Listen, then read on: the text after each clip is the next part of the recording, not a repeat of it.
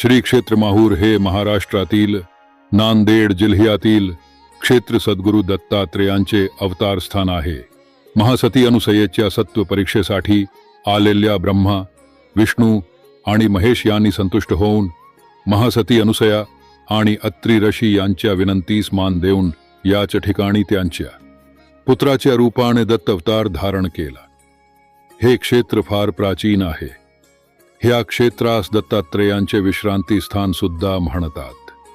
ह्या ठिकाणी रेणुका मातेचे मूळ शक्तीपीठ सुद्धा आहे. हे स्थान नांदेड जिल्ह्यात येते. पुणे मुंबईकडील भक्तांसाठी पुणे अहमदनगर, छत्रपती संभाजीनगर जालना, मेहकर वाशिम पुसद मार्गे नांदेड माहूर अशी सरळ बस सेवा आहे. महाराष्ट्रातील महत्त्वाचे दत्त महाराजांचे दुसरे ठिकाण आहे कारंजा. हे वाशिम जिल्ह्यातील क्षेत्र दत्तात्रेयांच्या मनुष्यरूपी दुसरा अवतार असलेले श्री नृसिंह सरस्वती स्वामी यांचे जन्मगाव आहे. आजही स्वामींच्या या वाड्यात जन्म झाला. तो वाडा चांगल्या स्थितीत असून याच वाड्यात श्री योगीराज वासुदेवानंद सरस्वती टेंबे स्वामी यांना श्री नृसिंह सरस्वती स्वामींचा साक्षात्कार झाला होता. त्या वाड्यामध्ये आजही स्वामींचे अस्तित्व जाणवते.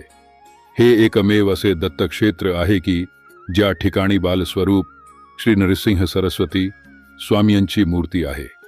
इतर क्षेत्री स्वामींच्या पादुका आहेत. श्री वासुदेवानंद सरस्वती यांच्या आज्ञेनुसार लीला दत्त श्रीपत ब्रह्मानंद सरस्वती स्वामी महाराजांनी या मंदिराची 1934 साली स्थापना केली. महाराष्ट्रातील तिसरे महत्त्वाचे दत्त महाराजांचे क्षेत्र नृसिंहवाडी हे कोल्हापूर या ठिकाणी आहे.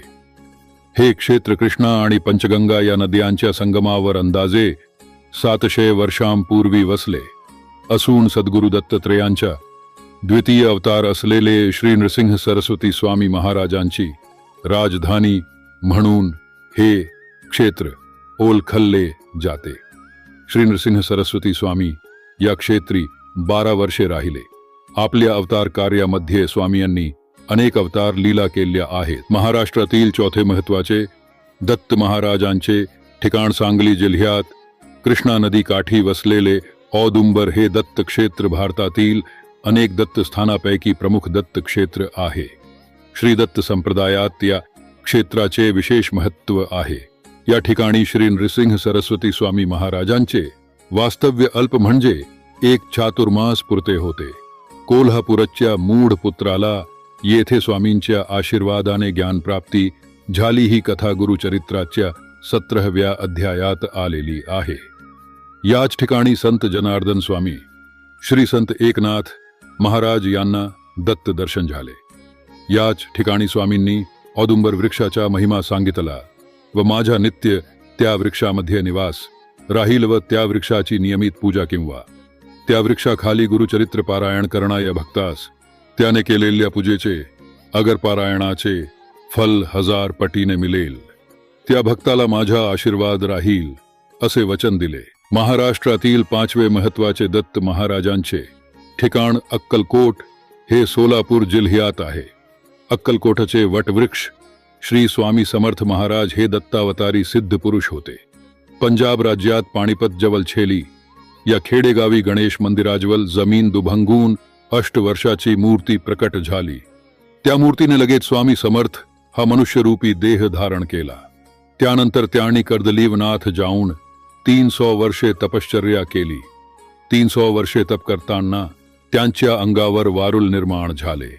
एका लाकूड तोड्याने झाड तोडताना त्याच्या कुऱ्हाडीचा घाव स्वामींच्या मांडीला लागला. त्यामुळे त्यांची तपश्चर्या भंग होऊन स्वामी लोक कल्याणासाठी कर्दली वनातून बाहेर पडले. फिरत फिरत स्वामी 1844 साली मंगलवेढ्यास आले.